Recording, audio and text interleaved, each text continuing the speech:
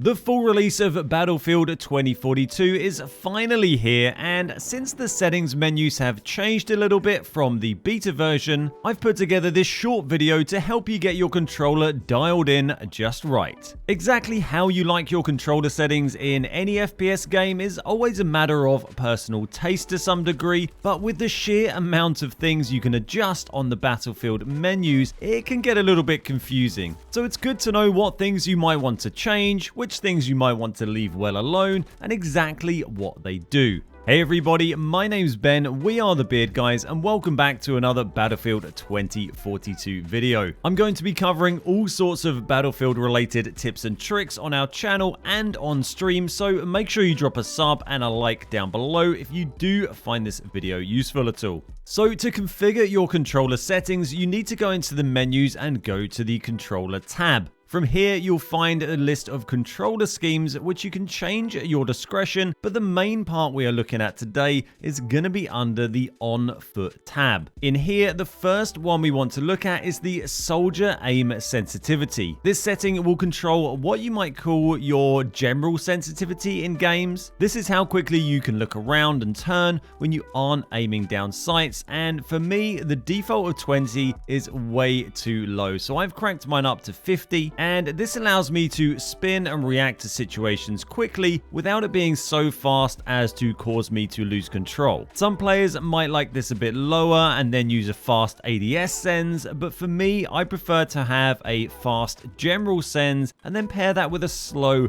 ADS sends, which we'll get onto in just a sec. There's a few other settings on here that you may want to tweak. Your FOV is entirely up to you really. The default is 55. I've put mine on 75, and you could go all the way up to max if you want to see into next week. Personally, I think it starts to look a bit weird if you go much higher than I've got it, but whatever floats your boat. I wouldn't recommend turning down the aim assist settings unless you find it really odd, as you're just going to put yourself at a disadvantage, especially when you're playing against PC players on mouse and keyboard. The next major thing we want to change here is under the zoom category, and it's the soldier zoom aim sensitivity. This controls the speed of your aim when you're actually aiming down sights, and I've turned mine down to 50 from the default of 100. For me, I like having that low ADS sends, as it means I'm less likely to pull my aim off of my target when I make small adjustments to my aim, or if I'm trying to track a moving target, for example. These two settings are really the holy grail of getting things working just right, but there are a bunch of other things you can fine-tune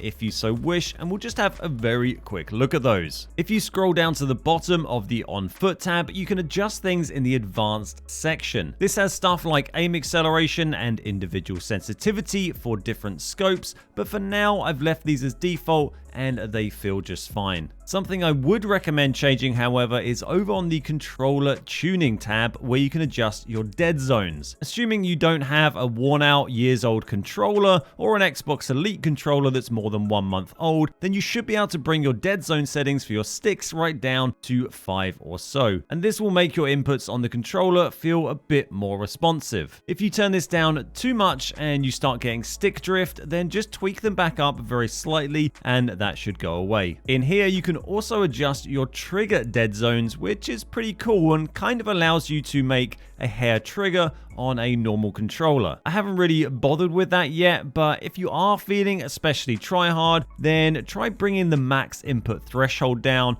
on your triggers and they should respond slightly quicker. Just be careful with how this might affect acceleration and braking in vehicles. There's a bunch of other stuff you can tweak in these menus, but that's all about personal taste. Stuff like motion blur, audio settings, and similar is really just about how much you want to balance things looking good and sounding good versus how much of a tactical edge you want to give yourself. For me, I'm pretty happy just with motion blur off, and 3D headphone sound seem pretty good to me, but feel free to turn off all the fancy stuff on the display tab if you really want to just sweat it out. So that's everything for today, keeping it short and sweet. I really hope you found this video useful. If you did manage to watch all the way to the end, then why not drop a like and subscribe to the channel, and let me know in the comments what kind of Battlefield topics you'd like to see in my next video. Thanks very much for watching. My name's Ben, we are the Beard Guys, and I'll see you next time.